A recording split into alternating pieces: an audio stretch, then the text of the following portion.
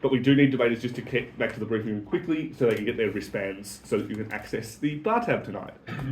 So please head back to the briefing room before going. Jake, your head's not in the shot. Crouch. Touchdown. Yep, you're now in the shot. So Alright. we'll just give it. It's kind of anonymous. It's alright. All right. In that case, without further ado, I'd like the Prime Minister to open the debate on the motion. This House believes that government should provide disabled people with a direct stipend rather than state-owned disability services. Hear, hear. Starting my speech in 3, 2, 1. Internationally, the number of deaths from disabilities are massively underreported. For the reason that what is counted are the number of people who die when care fails, who die from medical reasons. What is not counted are the number of people plunged into homelessness from a lack of earning capacity, the number of people whose children are trapped into cycles of poverty because their parents can no longer afford to send them to good schools, the number of people who are trapped into cycles of depression from the total lack of autonomy that is provided to you when you simultaneously lose your ability to physically exercise yourself, but also lose your ability to make necessary financial decisions. The team that returns financial autonomy to people that have suffered life-changing diseases is the team that will win this debate. 3 things in this speech. First, why this allows people to make necessary financial trade-offs. Second, why this provides people more choice in the free market. Third, why you just do get better care. First, on financial trade-offs. What kinds of trade-offs are you likely to have to make? 4 things to note here. First, often you simply do suffer loss of earning capacity at the same time as a disability. That is for reasons that might be exogenous to the fact that you have to spend medical bills. You also have to do things like, for example, give up work, or for example, change how you engage with society. Second, obviously disability does tend to be intersectional with poverty, does tend to be intersectional with other axes of disprivilege that might have led to, for example, throughout your life not getting good enough medical care, which means you can do things like not tell when your condition was getting worse. Third, people do just have sets of exogenous responsibilities that remain. You still have children, you still have pets, you still have family members that you must care for. Those kinds of things remain, which are still things you have to care for. Finally, people do just have subjective perceptions of what they care is needed. People do have different relationships with their disabilities. Some would require them to be fixed as much as possible. Others would prefer to be mitigated so they can get on with their lives. Those kinds of trade-offs and choices are autonomies that people should be allowed to make. So, 2 impacts of this argument.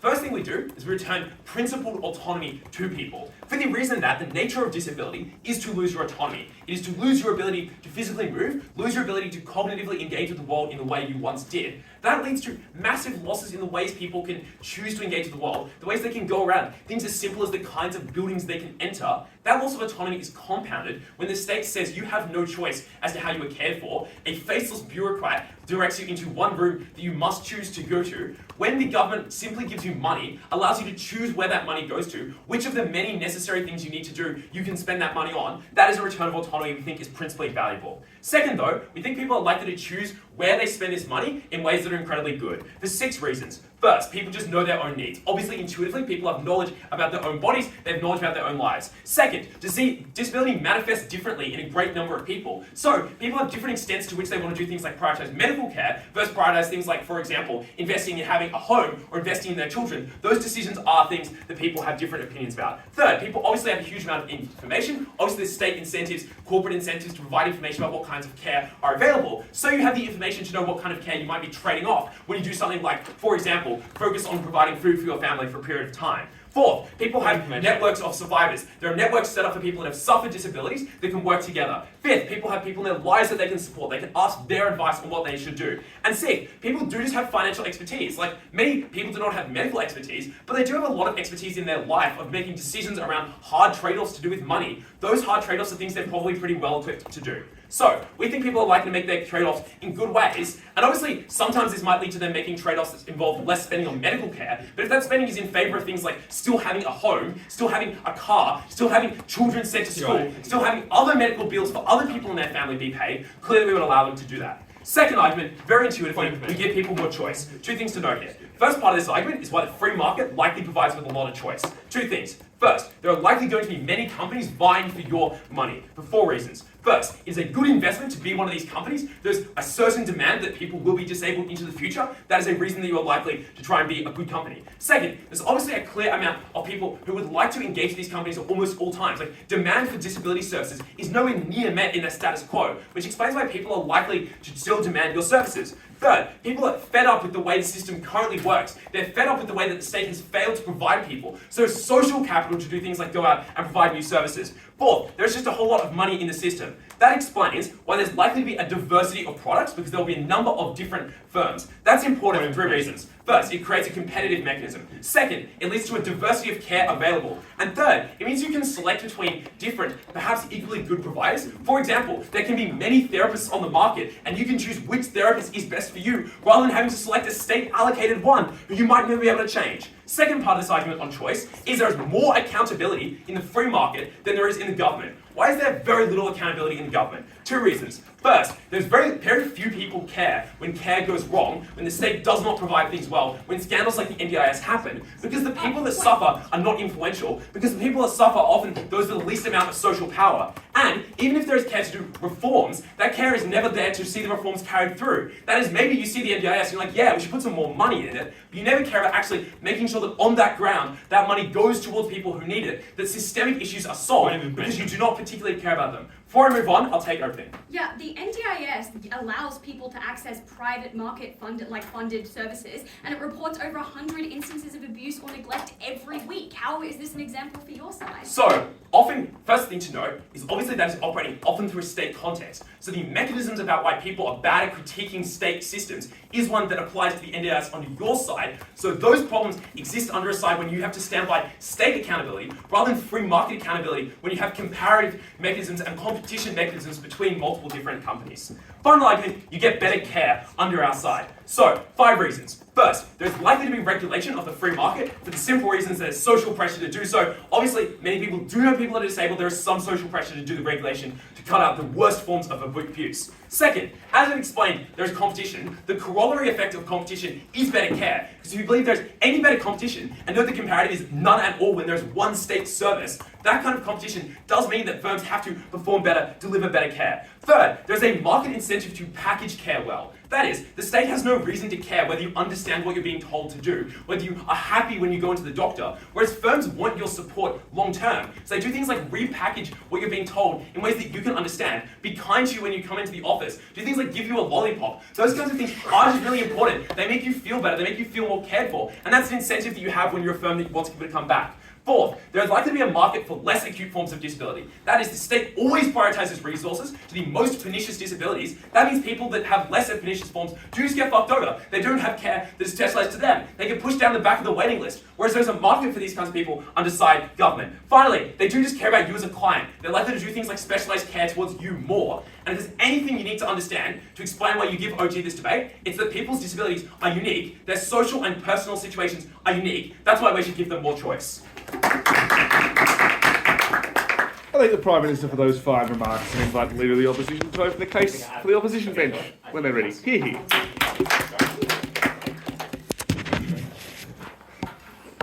Or at least as soon as Simho can make the camera work. So fucking tall. Everyone's so tall.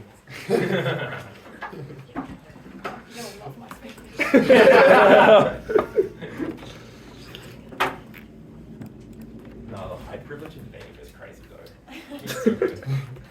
The online era is over. Yeah.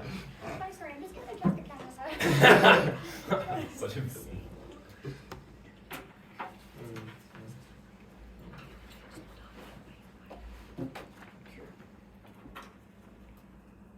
I'm a bit confused by the first about 3.5 minutes of Jack's speech, because people that get direct services, like having a nurse or someone that helps them recover from a disability, those people still get welfare, either explicitly disabled welfare or unemployment welfare. These people have money and services, and what happens in this debate is you guys have welfare plus stipend. So that doesn't really mean they have much more autonomy, because it's kind of like you spend your money to buy the services you need, we get the services, and you have roughly the same amount of money to buy food and look after your family and stuff like that. That deletes the first couple of minutes of this speech. Let's first explain why private services are likely to be particularly bad, then we'll explain why government services are likely to be particularly bad. And then the final component of this speech is to disregard the entire first part and assume even if private services are particularly good, inflation totally fucks this policy. How good is economics? Let's talk first why private services are likely to be particularly bad. And the first premise of this argument is to explain the competition in contrary to what PM says is likely to be particularly low. The first reason why this is likely to be the case is the upfront costs required to start these businesses tend to be relatively exorbitant. It's things like equipment to help with specific disabilities. Those things vary a lot, so it's unlikely you can use one piece of equipment for particularly many customers. It means you have to do things like modify cars to help people get around. That's pretty expensive. The medical equipment you need is pretty high in here. And even if the upfront the upfront capital costs are not particularly high, the upfront human capital costs are usually pretty high. All the training you need to be a nurse, to specialize in a particular disability area, means there's not a lot of capacity for these businesses to set up. There's also circumstances where even if businesses could be profitable, they would not be in, say, rural areas where maybe it's profitable to have one company in this one town, but definitely isn't the couple that this team needs to activate their benefits. I think there's certain reasons this team explains that are kind of pretty flimsy. They're like, well, there's certain demand for this, but obviously demand can fluctuate, and obviously in small contexts, that's likely to fluctuate pretty highly, because say if you're in a fairly small town, and for a couple of years there's like 5 or 6 disabled people that are your customers, that could pretty rapidly fluctuate, and one person less or more is a pretty large percentage change in the amount of services you need. And I think the comparison here is just like, people always need food. It is not certain that there's high competition in every food market though. Like there's not a huge amount of options for say soy, but obviously like there's always going to be a preference for that product to continue to exist. The mechanisms that Jack then explains for why competition is particularly good is like, well, they'll do like the little fluffy things, like give you a smile and a lollipop and stuff. And I'm not going to say those things are bad, but they're not that important, guys. Come on, like obviously this is just a way of masking the fact that their service themselves, it doesn't vary an awful lot or is likely to be particularly poor. So that particular benefit is bad. The second proactive reason we explain why this service is likely to be bad is they're just doing this for profit. And the for-profit mechanism here, and this team's conception, is that we have to compete to get customers, but there's very low competition for the reasons I just explained. They don't need to do this, and that means instead the most profitable thing is to rapidly cut the investment and work you do to mean your costs are low and push up your prices basically as high as you can. And people's demand is likely to be fairly inelastic in this context, because they probably do just need the vast majority of the disability services we're talking about here. Like OG has this imagination you'll kind of forego certain services, like, well, I'll forego a certain piece of help so I can spend money on food, but if that help is the car that drives you to the supermarket, you can't forego that and still end up with food, or your workplace, or whatever the example is. So there's lots of these things you can't forego without huge amounts of pain or your actual capacity to do the other things you want to do anyway. So demand is hugely inelastic, which means if you push up prices, you'll just earn more profits, you won't lose customers.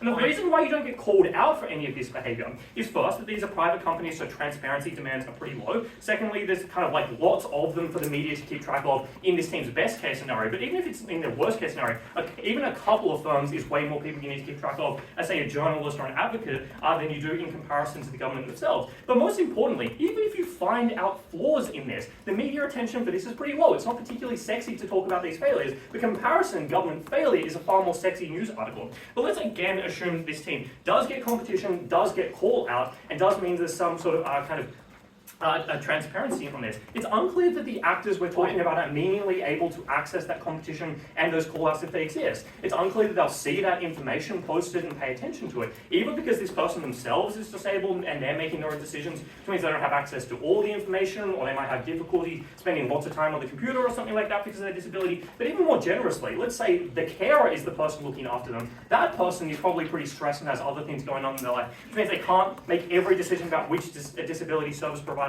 is particularly good. So even if there is competition, even if people can find out which customers are good, they're unlikely to make the move away from one service provider to another, which means the competition mechanism here is incredibly poor by this team. Let's be even more generous and assume that this does occur, and there is good competition and there is good options and people are able to pick which one.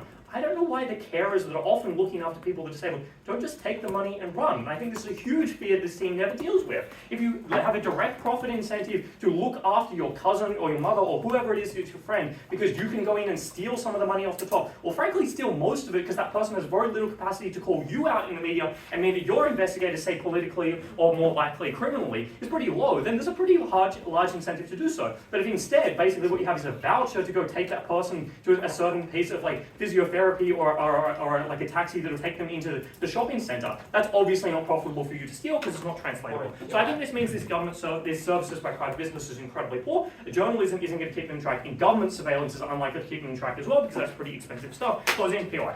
Even if competition is low, that's uncomparative to a single provider. There is still more competition in an oligopoly. And I'm about to talk about why governments are good. Obviously, we can see not much competition, but government's pretty good. Why are they good? First reason is that government call-outs are pretty sexy pieces of news. And obviously, we agree calling out people of disability failures is not a piece of sexy news. But government failure in the generic sense is really powerful. And that's because people spend lots of money on tax and don't want their governments to fail you. And there's lots of people who are conservative or libertarian who think calling out government's pretty cool stuff. So that news piece of media gets much better call-outs, and it's far more likely people actually engage with that. That is to say, it is more likely to pop up, more people are likely to experience it. And if you deal with one service provider and another service provider is called out, that actually might translate to your impact on your life. Since you're going to read that news article, you're not going to read it if it comes from a different disability service provider in another town that's not interesting to you. The second thing is just the government's obligations, being the set of people that are likely to work for government services in comparison to businesses, are ones that do this out of the goodness of the heart because they're probably not doing this for profit themselves. Governments have a large history of doing this, and they have economies of scale, which means they can learn from the information that's doing their job, and means they can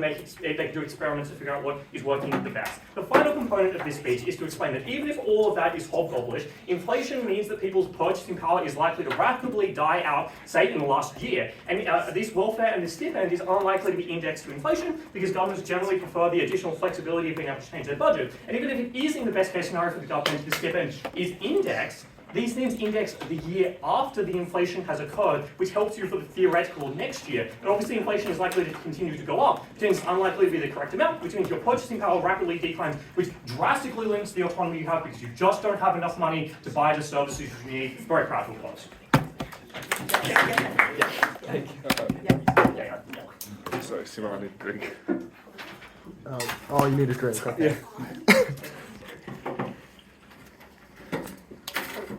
All right.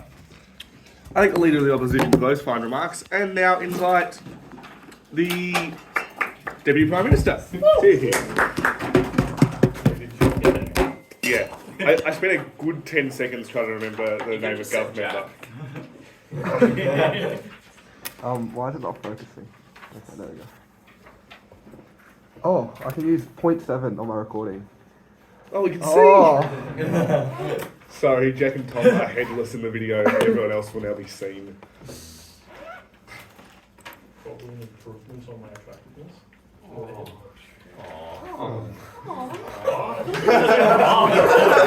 Alright. That wasn't what it said. Just reflects poorly on me, babe. Connor, are you not going to say anything? I'm going to say it reflects poorly on me. All on video. Alright. Rob's gonna have a cracking time. These recordings, the bad games. I love my boyfriend and he's very attractive. Sorry. I can't make it.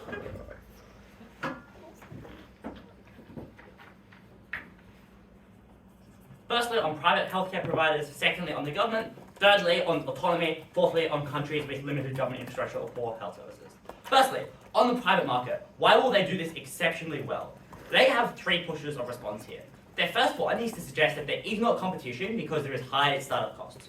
Firstly, I would note that by their own analysis in the PY they asked Jack, there are already a few players in the market who have already paid those startup costs. We would suggest that that is important because it means that mechanism doesn't apply to those ones. But I would additionally point out that you don't need so many companies for the competition mechanism to work, because that at least means you mitigate the worst disasters of what occurs in the government system, where scandals are varied, because you at least have another provider you can go to. But additionally, we'd say that in the long term, as obviously the private market grows much larger under our side, so comparatively it is far better and there is much more competition under our side, because specifically you can justify those high startup costs by the fact there is a government who's paying the stipend, which you know will be directed towards you, so you have a specially certain guarantee of profit under our side as a result of the stipend.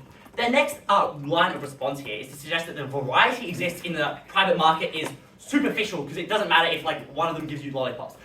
Obviously, this is a flippant response to the example as opposed to the actual mechanism, which is that people who have disabilities have different relations to their disabilities and therefore have different needs. For example, some people might want some like particularly invasive surgery in order to treat or mitigate that impact that it has on their lives, whereas other people would prefer to, for example, just have their body stay the same in the case where it's a physical disability and have other means in place which make their life better. We would see that is uniquely a variety of experiences of disability that the private market is better able to provide because each individual company can specialize in that in a way that the government cannot. Their last claim was to say, well, if the private, and this is what they say in their POI, if the private sector is so good, they can have it on their side too. Obviously, that is not symmetric because it expands on our side at the point at which it is easier to set up a corporation, a provider when the stipend exists. But secondly, it actually gets way better because there's now a critical mass of people in the private market which facilitates that competition, explaining why it is insufficient under their side. They needed to do much more responsive work to why this analysis is particularly good. And you should ought to weigh this especially highly because a blanket system is not one that works. A slow and cumbersome and baseless bureaucratic state ought not be the treatment that you experience. You ought to have a right to choose the way that you are cared for, to choose who you are cared for, to choose what you need, and that is something that we guarantee under their side they cannot claim. The next thing I want to talk about is the government healthcare system. And no, they're like one mechanism for why this form of case especially good is because government failure is a sexy thing to report on. Like, clearly just uncomparative, like obviously private sector fuck-ups are reported in the media like all of the time when private corporations do dodgy things. But specifically, uniquely under our side, there is obviously an incentive for different care providers to get outraged when the other one does something sussy and say to people who need the care, clearly they are not behaving in the proper way. Clearly they are not playing by the rule book. We are going to provide you better care. We're going to care for you in better ways. But additionally, I would note that thirdly, the government rarely has incentives to go above and beyond for the reason that, this is a method that is given in story speech but gets no response. The private sector specifically doesn't just have to care to you to sufficiency, but actually make you feel fully cared for, mean that all your needs are provided for, continue to check in on you and ask you if you have anything. But that's just uniquely something they have more time to do because they have each individual corporation has sort of less clients on the books. That is extremely important. But I will note the reason that is so important is because it is that under that side that you feel psychologically more empowered and more cared for, and that is something that is a really important factor to determine just your mental state, and that is something very important in your life.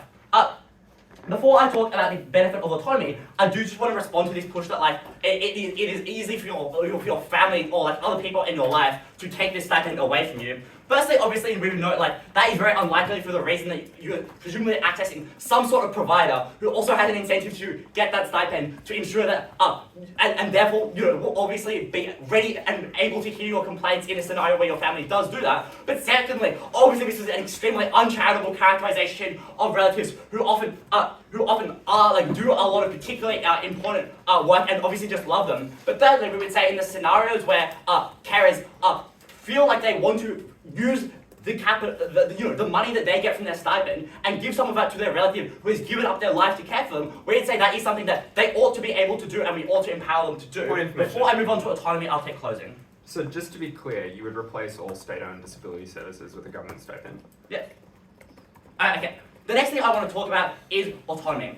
Obviously, the first thing I want to prove under autonomy is why you're especially likely to get a very large stipend. Because obviously to some extent, the amount of money the government invests is symmetric, but it's much easier for disability lobbyists to lobby to increase the stipend comparatively to under their side. And the reason for that is because everyone has the same goal. Everyone with a disability wants the stipend to be very big, whereas under their side, people with different disabilities have different interests. For example, a blind person might be campaigning specifically for things that affect that, whereas someone with a developmental disability would have a different lobbying effect. But additionally, under our side, every private care provider also have a massive incentive to lobby the government to raise the stipend, which explains that under our side, more money goes into providing for disabilities because the capacity to lobby for it is greater. That amplifies the benefit that we give you about autonomy. Weigh this. This gives people dignity. This allows people to pay for the things they want and to feel empowered to buy the things and pay for the things they need. This allows you to live stably and make up for the many other myriad of other costs that exist when you have a disability. But it also their key response here is to suggest, well, under comparatively, you still have welfare. Firstly, obviously, not in all states that this debate plays out in. Many states do not have very well set up welfare systems. But secondly, we just point out that even in the ones that do, it's patently insufficient when we explain to you at first the massive cost that like having a disability bears on your life, because you have to pay so many other things, because it's harder to get a job, it is harder to pay your rent, it is harder to get a lease in the first place because your landlord it does not know whether or not you'll be able to pay it. The last thing I want to point out in this speech is the vast delta we get in countries that have poor health services. That is when they have stretched infrastructure who are not able to provide for the full complexity of a state-owned disability service, and comparatively, who often do have direct transfer welfare systems set up. For example, M-Pesa in Kenya, it was much more easy to give people money than it is to provide services. In those contexts, we get a vast benefit. We're very proud to go.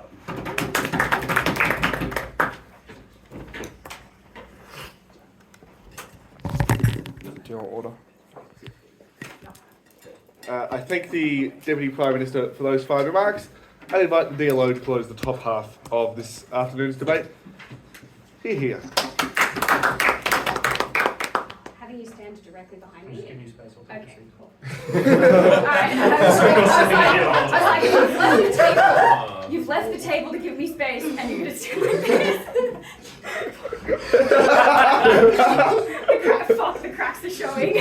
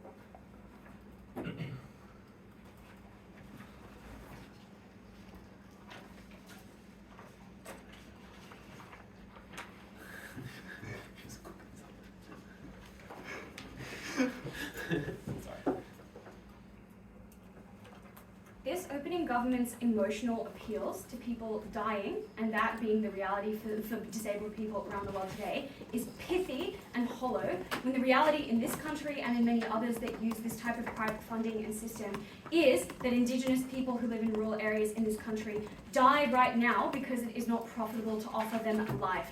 People now send in hundreds of complaints to NDIS watchdogs every week of sexual abuse, of neglect, of mistreatment.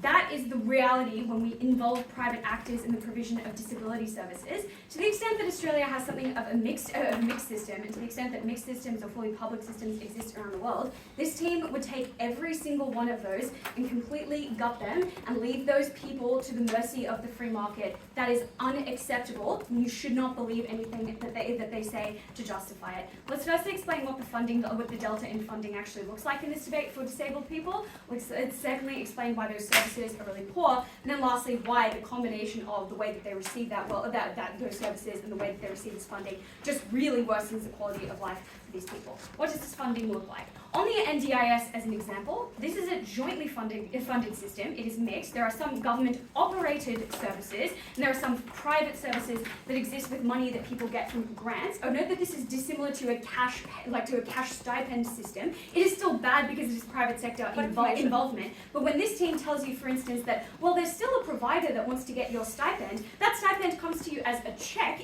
whereas even the NDIS, which is terrible, is better than this, right? Because the money goes directly to the provider once you put in a request for them. But the real delta here is government-operated services versus exclusively privately operated services. We point out that you secondly still have welfare, and thirdly, we point out that where private corporations are involved in some capacity, the government engages with them in a single-payer bargaining scheme, sort of like how we do with the pharmaceutical benefit scheme, where to the extent that there's things like equipment, like wheelchairs, like other kinds of mobility equipment, the government is able to get good bargains on those en masse because it is a single negotiator in a very powerful market. as opposed to individuals trying to bargain for themselves. Next, let's explain why these services are really poor. We just explained firstly that there's profit incentive, which means that profit necessity, which means that dollar for dollar, we are better, right? Like the government does not have to turn a profit on disability services.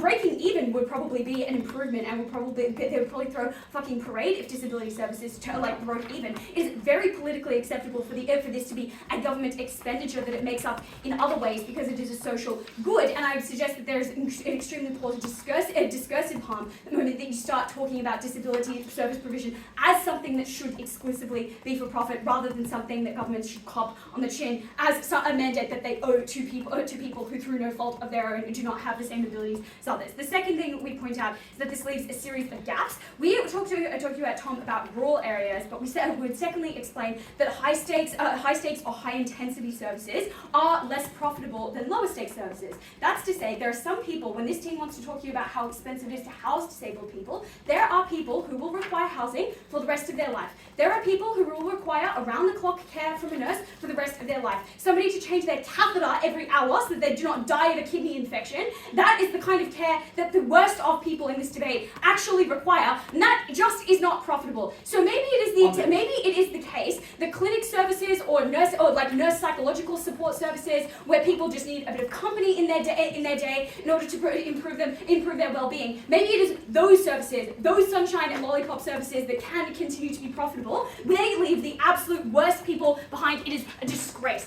So those are the people for whom it will never be profitable. That is why you are far more likely to die in this country if you are indigenous and you are disabled, or you live in a rural area and you are disabled, or if you have high and complex care needs and you are disabled. Those are the people that die on this opening government bench. Last thing we explain is that there's extremely poor accountability to police or to improve these services.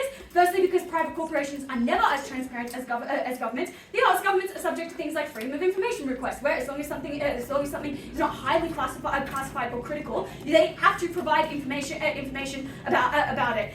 We secondly explain that there are on government side more actors spread out, so it's harder to watch any single one of them. It's also harder to, for instance, engage in a class action suit, or a royal commission, or any of those kind of legal mechanisms, which are something that can be accessed under the status quo, because it is the government's fault if they mess up, and it is just their fault, and they have messed it up for everyone, as opposed to some people being screwed over by one provider and some by another when there are providers in those instances. The only thing that this team has to say in response is, well, obviously you have an incentive if you are a good disability service provider to rat out on and to draw lots of attention to when your competitors have engaged in this behaviour. One, it is unclear that they're always competing on the same service, so because competition is poor, the reasons again we give a Tom the response from this team. It secondly also applies in political circumstances, like if your political opposition is in power, they are bungling disability care, that is also an incentive to report on them, and there is far more scrutiny because there are more people who work in those services and in that government. I'll take a POI from closing.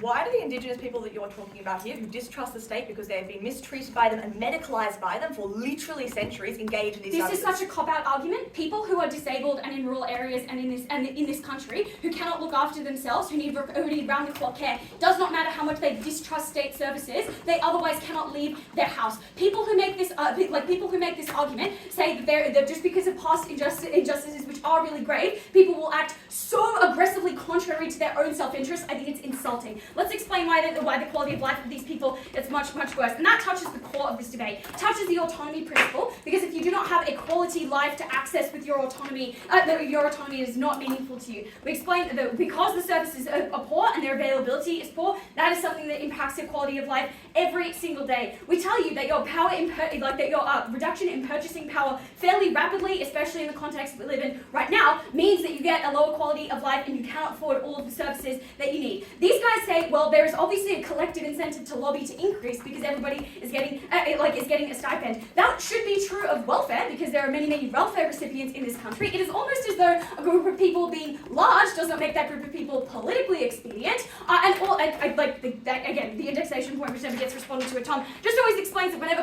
governments are faced with interest rates in this way, they usually behave pretty poorly. The last thing that we'd explain is that there's a huge humiliation and degradation of having to make choices in the way that this team suggests, when you can't afford all the services that you might need, or you're in a position where that money gets spent against your will on something other than disability care, or when you suffer actual abuse, financial abuse and institutional abuse in these private private cases for which there is a Royal Commission going on right now, by the way, which this team doesn't seem to know, probably suggesting that this is not as widely reported in the media as this team suggests. When there is neglect, when there is physical abuse, when there are intellectually disabled people who have fallen pregnant from their carers, that is the world this government bench supports. Extremely proud to oppose.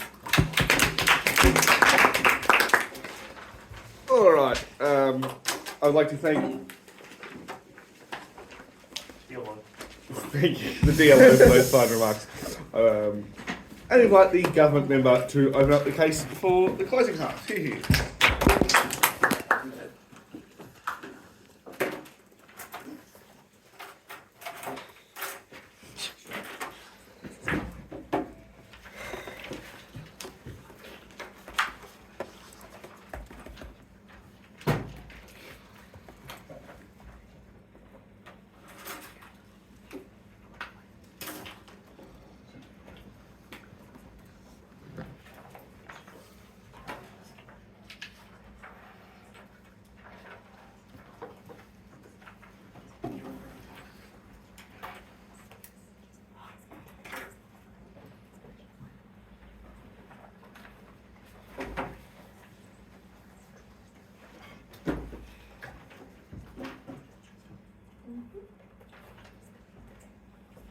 It was not a cop-out to say that people who historically had been destroyed by the state and distrusted the state would opt out of these services. Because if you went to a state provider of disability care and they discriminated against you and they treated you in incredibly stigmatizing ways and you had a terrible experience and they didn't cater to your needs because they didn't understand what your needs were, you weren't going to go back because it was not worthwhile for you. You'd probably lived a lot of your life with this disability. You probably had the belief that maybe you could survive without opting into those services that were actively against your interests, that were actively discriminating against you, that were actively making you feel like you were subhuman.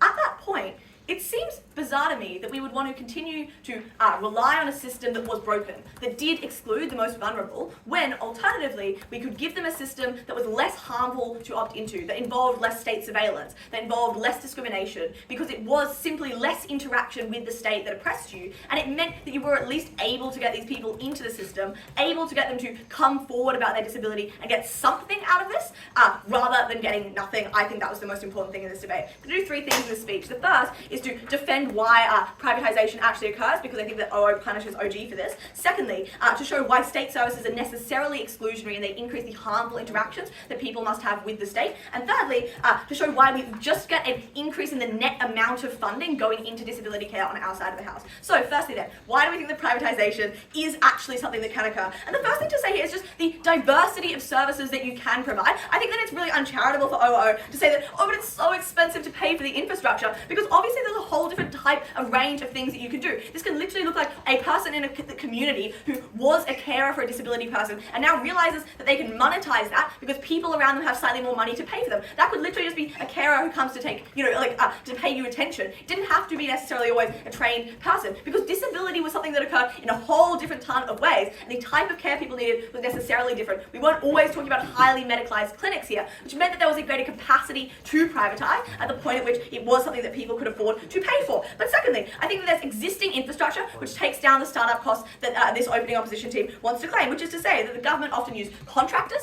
at the point at which the government is now no longer doing that. That infrastructure and those trained people that they were using continue to exist and to need a job, but now it just goes to the private sector instead. But thirdly, I think that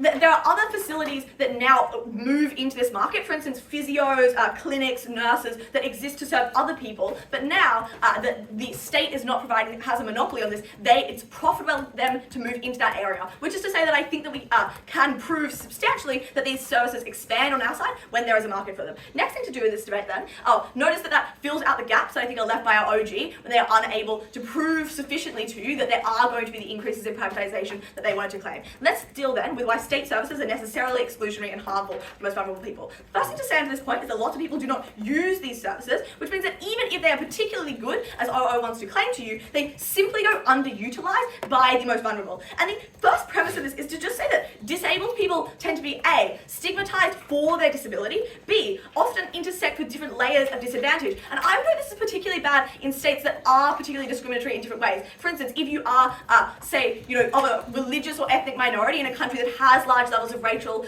prejudice and racial discrimination, or that has states that have particular religious doctrines, you are likely to be significantly marginalized by the state. What that means is, firstly, you would often have bad experiences with these sorts of services. You go to them because you are disabled.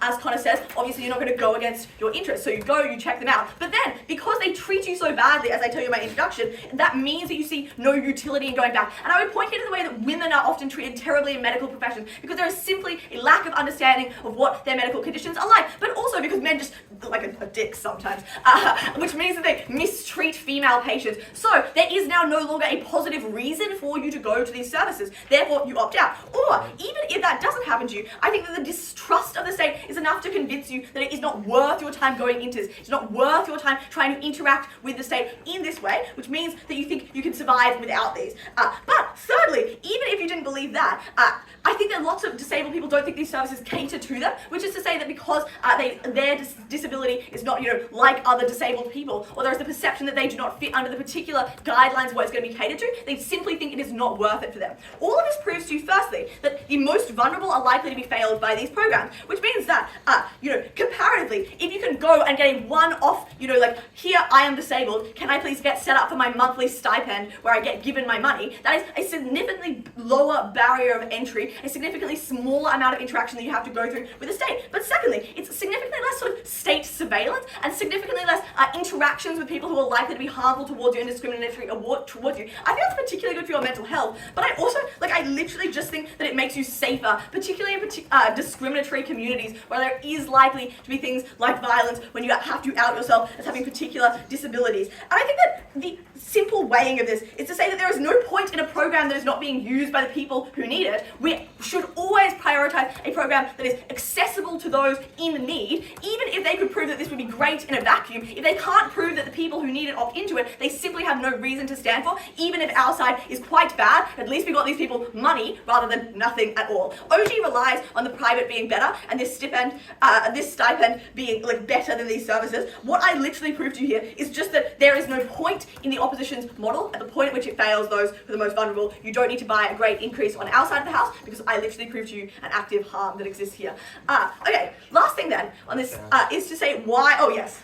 Surely telling the government both you're disabled and specifically how disabled you are is by and far enough to turn you away from even talking to them. But now you go and you have to do it once, as opposed to you go back every month, or you have to say to them, this is exactly what I need, and rely on them providing that to you. But equally, I don't know that these are things that are necessarily entirely rational, right? If your people have been genocided by your government, I just don't think that you want to go every week or have a government nurse come to your home. I think you probably would prefer to get the money and run, rather than have them and invite them in and rely on them entirely. Lastly then, why do we get more funding on our side? I think that this simply proves that you just get a bigger budget going towards disabled people. I think that's a really good thing. One, there is more wastage at the point at which this is state-owned. That's because you have to do way more bureaucracy. OMO tells you the startup cost is so expensive. Yes, in countries that don't have heaps of infrastructure already, they now have to plunge heaps of money into building these sorts of things up, which is necessarily a lot of admin work. It is a lot of money that's not going directly into the people who are affected, which means that to sell this to the public, it is something that is much harder, because it seems to be a waste of money that isn't directly going to it. On our side, I think it's significantly easier to sell this to people. And that was because you could say we're stimulating local economies by giving people buying power. We're creating jobs because we're stimulating the private sector. We're directly solving the issue, which means that you increase the amount of public capital to go towards funding, and you allow people, therefore, to access more money. So proud to propose.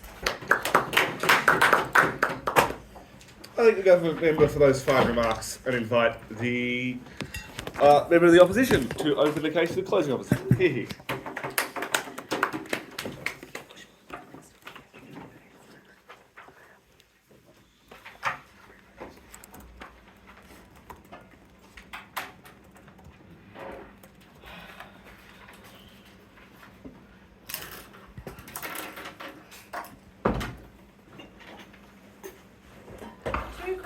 from closing opposition. Firstly, we will explain that the stipend is not always useful, and disability services are far, far more likely to be effective and cover more ground. Second of all, we will explain that a stipend is significantly easier to defund. First of all, a couple of responses to closing government. The note that I'd make is just that our extensions respond pretty neatly to closing government, so we won't spend a huge amount of time here. I guess we will spend more, but a few good responses. The first thing I'd note is just that their first extension is purely mitigation. It proves that the market is sufficient, but I don't think it necessarily proves that the market is better. And as we'll explain, the private market does not cover all of the gaps that disability services are likely to, so our extension will respond there. The next claim is that, people are unlikely to opt into government services. Two responses. First of all, many of the problems that they describe do not exist with the state, but with medical systems. So, for example, doctors not taking seriously women's pain. That is likely to exist in both worlds. It's totally unclear why a stipend makes those things easier. But second of all, we would flip this extension by suggesting that if you have poor experiences with the state, you still have to go to Centrelink in their world. You still have to, for example, go and line up and get the stipend. That is an additional logistical burden. And as we'll explain in our first extension, a lot of our measures do not rely on you clearing that logistical hurdle. It's just about building infrastructure or building services that exist. Those things don't require you to engage with the state, so that's worse than their world. Two extensions then. First of all, we will explain that this stipend is not always useful. This extension is just to explain that there are situations where money is entirely unhelpful for disabled people, and disability services are far more useful.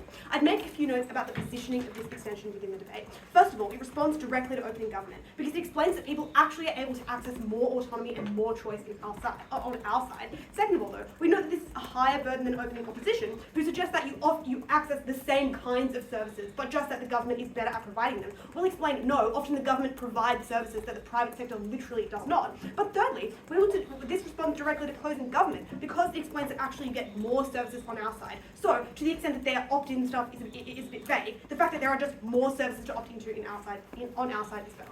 The first thing I'm going to explain here is what these services are likely to look like that the private sector is unlikely to provide. Because, I'd note, opening half suggests that this is just about providing things like doctors or carers, but we note it's also a number of other things that are extraordinarily useful for people. That's a few things. First of all, it looks like things like creating disability service systems like the NDIS, which allow people not just to access medical care, but often to access things in a far more streamlined fashion, things like academic provisions when they are in university, things like provisions with their employer, which just makes it easier for them to access other things. And yes, maybe there is some ability of the private sectors to independently provide these things, but the reason that these centralised services are useful is that you lodge your request with the NDIS, and then, for example, when you're in university or when you have an employer, it's very easy to just tick the box of, I am registered with the NDIS, and that entitles me to all of these provisions. Those are things that are not medical care, that are provided by disability services, but unlikely to be provided in the same way by the private sector. Second of all, though, it looks like things like services which give you planning services. So that's things like being able to centralise your medical information and plan your medical care going forward. That's things like planning assistance, which maybe you could access from a third party, but again, it's not. But that is far, far less likely. There's not as much money in it. It's kind of a niche service. But the government obviously has an incentive to provide it when they're setting up an array of services, because that makes it easier for them to centralise and administrate the various services that they own. They also provide the medium or the intermediary that allows people to do things like medical planning, which is incredibly useful. But thirdly, we would know that this disability services funding often just looks like things like infrastructure. It looks like things like building access ramps or requiring them to be built in particular areas,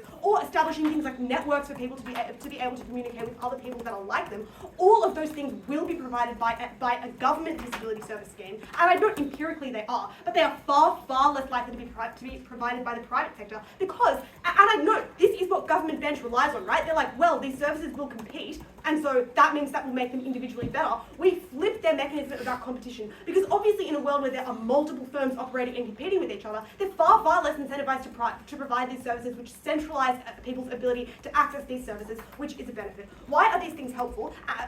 Why are these things particularly helpful? First of all, they are just extremely helpful for allowing people to manage the disabilities, and they are helpful because they give them choice. That means it facilitates their ability to do things easier, because not everyone can access information from other people about how to manage their disabilities. When the government gives you things like medical planning advice, that is extraordinarily helpful. But second of all, we know that often these measures help you integrate into society where other things don't. And that is important for two reasons. First of all, because often integration into normal parts of life is really important for disabled people. Things like being able to attend university, and also, which you could only do if you could access provisions, have a job, which you could only do if you can access provisions from your employer. Those things are a priority and they are important for people. But second of all, it just gives you more autonomy. It gives you access to things like money. It allows you to, for example, get a degree. That only happens on our side. I'll take opening.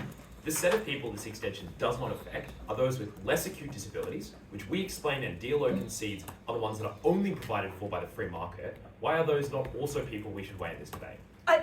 I'm so sorry. I do think OO defeats him on that. But also, these things appeal to everyone, right? Like, everyone being able to access these things and making, like, even if your things are really good, we make it easier for people to be able to negotiate their engagements with those things. Those things are really, really important. And I already give 2 mechanisms to explain why that's important. It gives you agency. Also, it allows you to integrate into normal life. That's more important.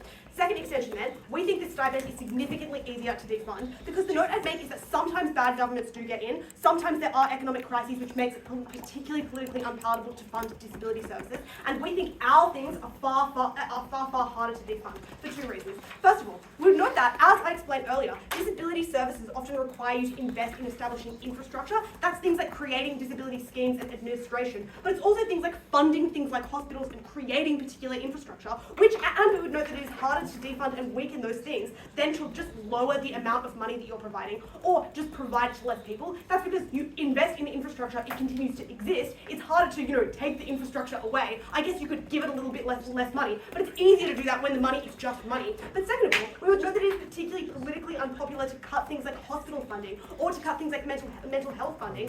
But cutting funding to an amount of money is far easier. It feeds into existing conservative narratives about things like, well, these people are taking money that should go elsewhere. These people are lazy, they don't want to work, and they need money. Those things are far easier and far more likely to happen to stipends. The impact of that is just that in times of economic crisis, where the allocation of funding is particularly up in the air, or under particularly bad conservative governments, you are far more likely to cut the stipend, and that is important for 2 reasons. First of all, there are situations where these are situations where disabled people already are the most vulnerable economically, but also just rhetorically when you're living under a conservative government which already tries to tell you that you don't belong there. That is when you are particularly vulnerable. But second of all, for some people it is zero sum. This means people sometimes in our world cannot access it at all, which obviously is a higher burden than either team on GovBench. And I would note this discrimination is more powerful than the discrimination that closing government provides. For those reasons, Simho.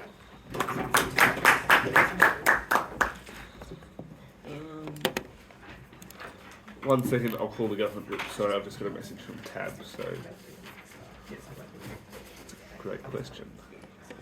Does this tournament? I don't think so, does it? No, I don't think so. Wait, what did you say? Anyone know if this tournament has a cap? Like a team cap? Institutional cap?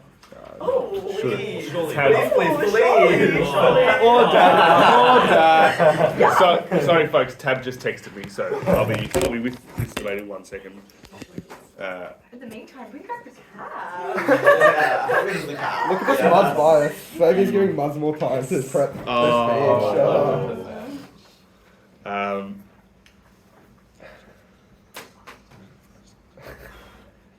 Where do you want to speak from? I can move for you. It's not there, surely.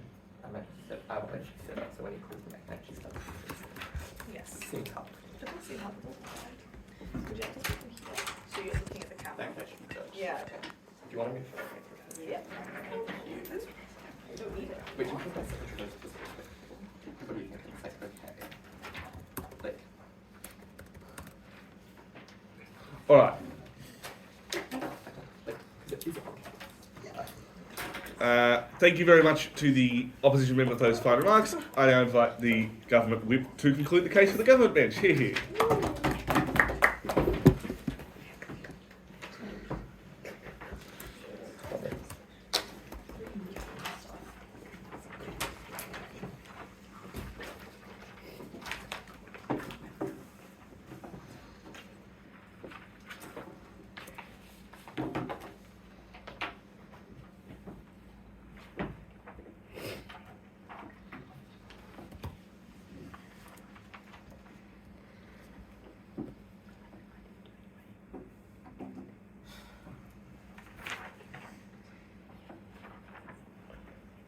Jack explains that you give disabled people yummy lollipops, and if you believe that that is a good thing, you obviously believe that giving lollipops to the people who need it the most and giving them more lollipops is obviously the yummier claim in the debate, and that is what Elanor explains to you and why CG wins. 4 things in this speech. Firstly, I'm going to defend and weigh the extension, then on CO, then on OO, finally the bench weighing. Elanor explains 3 things to you. The first thing they explain is about privatization occurring, and I would note that this is a prerequisite to a lot of the government exclusivity stuff, because if, like, the op-bench is able to like suggest, oh, there is a private market on their side of the house, they kind of get to do a little bit of the best of both worlds thing. Elanor fills in that gap and does actually properly delineate those types of things. I know that like a cat's claim about, oh, this is mitigatory, is like, it still fills in the gap that is missing on OG and proving that the comparative is a trade-off that needs to be made, which is a prerequisite to the GovBench benefits. Second thing that they explain to you is why this is like particularly likely to be done in ways that are not intersectional and harms the most disprivileged. I think this is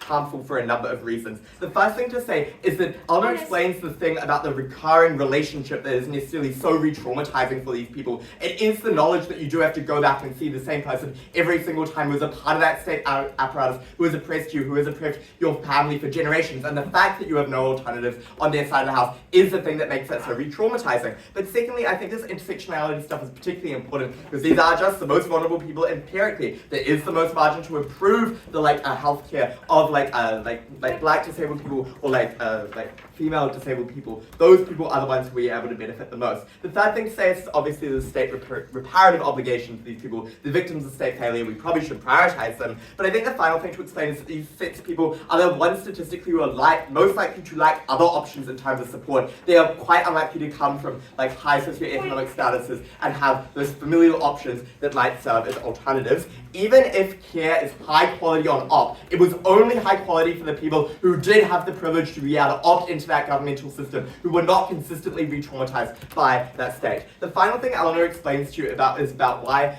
funding is not essentially why we get more funding for these services and these types of stipends on our side of the house.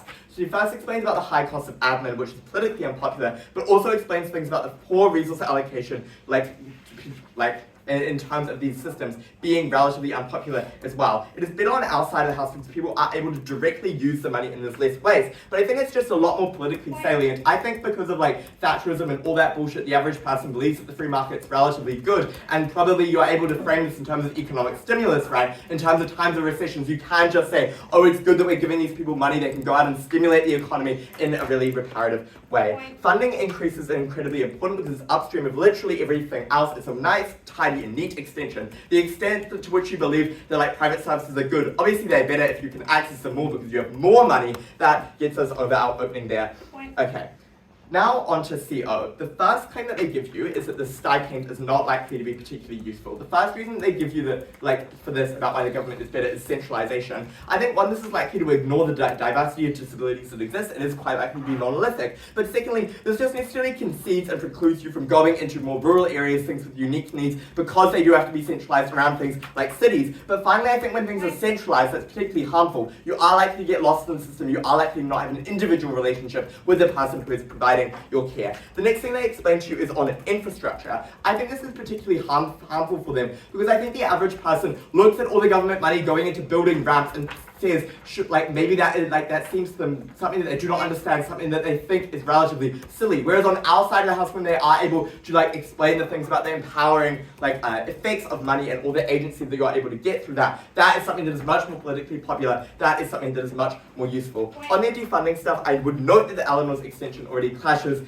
quite nicely with that. They tell you that you're going to invest in infrastructure. In terms of these bigger projects, I just think it's much easier, there's a much higher bar in terms of actually getting into these in the first place. You're probably unlikely to do them. Whereas in times of, when times are good, right, you can justify this, these payments being quite high, because that is a good thing in terms of returning that money to people. But in times of recession, you can also justify them as being economic stimulus. So in either side of whatever the economy is doing, you can justify that. Infrastructure doesn't get funded in recessions, so their thing was inherently more unstable in terms of defunding. Now onto opening opposition. The first claim that I think they want a response to is this thing on inflation. The first thing I would observe is that it's entirely symmetric, because you obviously just don't index in service quality funding on their side of the house either. I think secondly, if governments are good actors, as their second argument claims, then obviously they would be likely to index them. Those two things are a contradiction. But thirdly, I think there's probably likely to be a low inflation future. The next claim they give you is that the government is likely to be called, okay, the reason there's a low inflation future is that as you like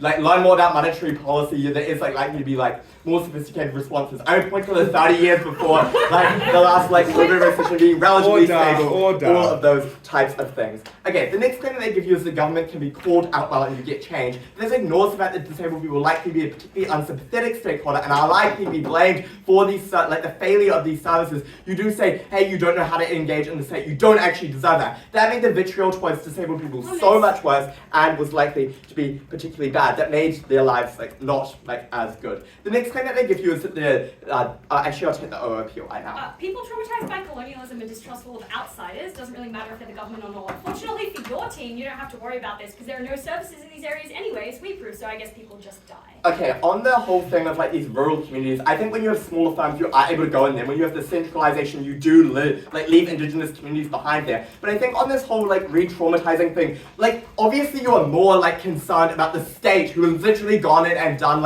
terrible, terrible things to you through colonization than a miscellaneous corporation. That was incredibly, incredibly uncomparative. The next claim that opening opposition gives you is that these people who are working for the government are likely to be better because of the goodness of their heart. We tell you, even if they do have good hearts, that's not the problem because they're stressed, they're overworked, they're underfunded, all of those mechanisms that we explained earlier. But secondly, I think you're likely to become disillusioned over time. Even if you go in with good intentions, that is something that is broken down to you. But I think finally, that is quite uncomparative. People who are working in the private sector of disabled care probably do have pretty good hearts as well, so they're unlikely to commit significant harms there. So given that those were the two main mechanisms that they give about why government care is better, I think we are able to prove quite conclusively there that the private sector is much better. On OG, they say that competition is good, but I would note that this is significantly mitigated by OO. But Eleanor's claim on increasing funding and actually getting care to the people who need it is much more important, and that is insulated against those competition responses. So proud to stand in closing government. Alright, I think we've done a bit for those fine remarks, and I now invite the opposition whip to conclude the opposition bench, the closing half, and in fact, the in-rounds of OzBP.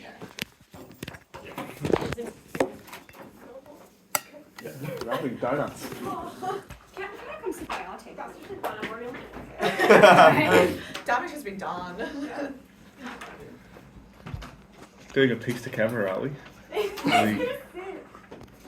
Yeah, it's been a long day. Oh man, where did my things go? Okay. You don't need to find them. True. Can you do that?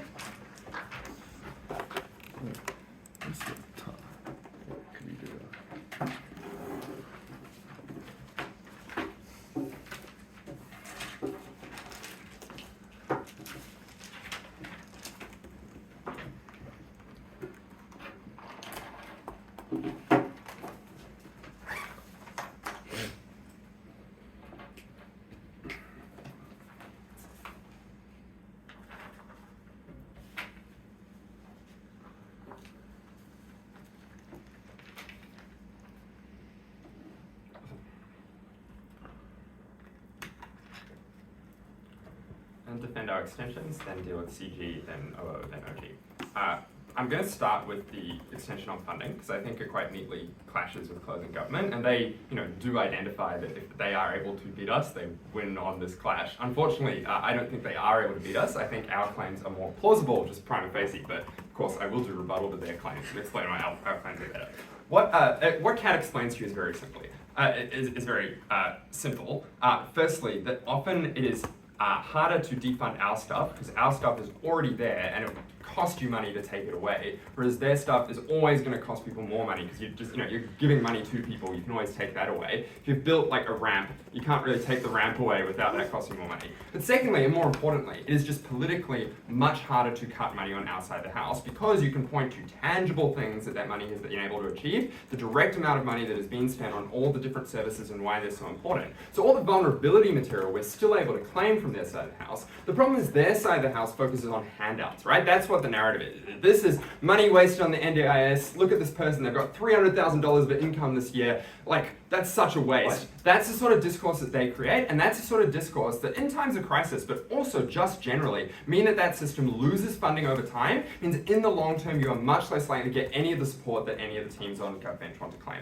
What are the attacks that we get on this extension? Closing government's attack, which I've sort of already dealt with, is just like people are more sympathetic to disabled people than infrastructure. What? The problem with this, there are a few problems with this. Firstly, people are not sympathetic to disabled people in the way that this team wants to describe. There are huge stigmas against disabled people. They're often called a burden on society, obviously unjustly, but that is a stigma that exists. Secondly, as I explained, people specifically hate the idea of free handouts. People hate welfare. People hate anything that gives money to people. But, government investments in housing and other things that give people the same effect that welfare would are a lot more popular, and people can see the social utility of those things, they're more likely to support it. But finally, as I say, we can point to tangible outcomes that you're able to achieve. And so, our extension flips theirs, but I would agree with their weighing that it is very important compared to what Open Harvey said. Why else is it important though? The first thing I note is the clearest impact in this debate compared with marginal claims on efficacy of that money. The size of the pool is clearly the thing that you can most tangibly see the change in from closing opposition. But secondly, we explain why if you lose the funding on their side of the house, that's a permanent harm. It's much harder to get that funding back. It takes decades to get that political support into the future. Whereas if we can preserve it, it's harder to get eroded in the future.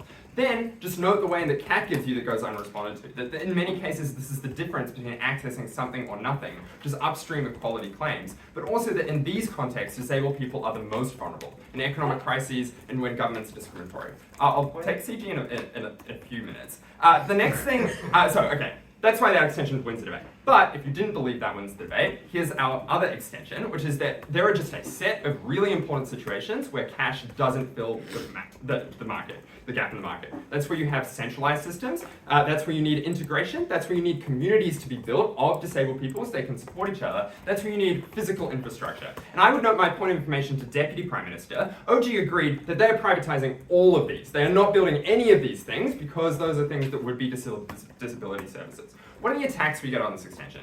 The first was Jack's POI, which was like, oh, this doesn't affect acute disabilities. But of course it does, right? Those people still need this support as well, right? Those people still need all the basic things as well as their acute support, and there was no reason why they wouldn't get this acute support outside of the house. But of course, ours affects a larger group of stakeholders as well, so you should weigh it more highly. The second attack was from closing government, which was basically just to say, well, centralization is a monolith, and that means it's bad because it doesn't cater to unique problems within that centralized system.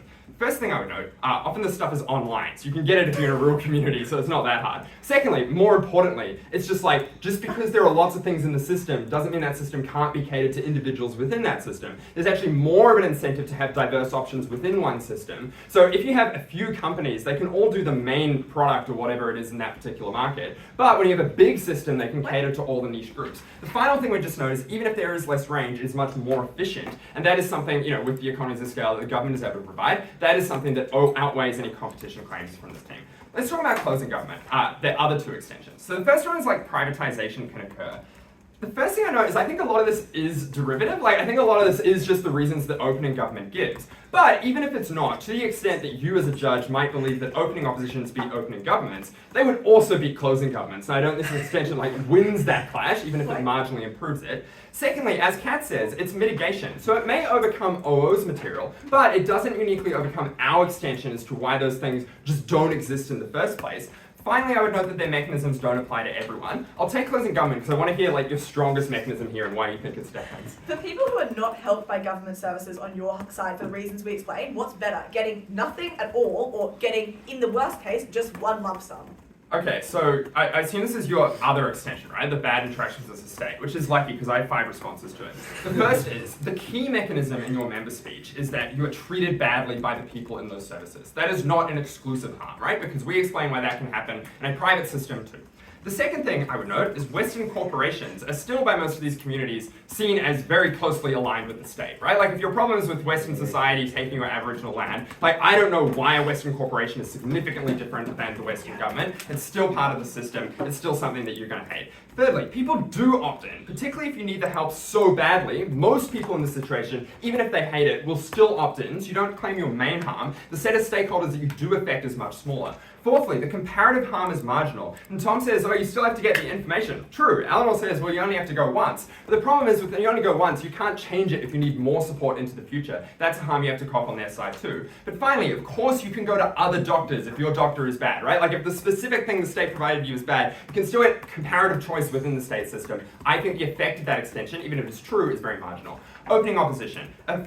I would note that they do a really good job of explaining why the private services will be bad, but I think there are a few reasons we come up with this. The first is, their explanation why governments are good is particularly under-mechanized, and we fix this problem in two ways. Firstly, we explain why often government is the only actor that can create the most important sectors. So, secondly, that means even if we explain why even a marginally bad government is better than a private one with far more capital. The second thing to note is our material gets comparatively stronger into the long term, which means even if you believe their claims are stronger at the moment, ours will get stronger as you go on. But finally, their indexing point, I think, has only a marginal effect, whereas we explain why the pool of money gets drastically cut. It's a far bigger impact. Opening government. The problem is their key benefit is an autonomy, which is less important than the total amount of care. But we explain why, for the people that are most vulnerable, you just don't get the services that are necessary to access that autonomy in the first place. But they also just rely on a market being created for all necessary services. We explain why that market either won't exist or will have a much smaller pool of capital that means that market will fail.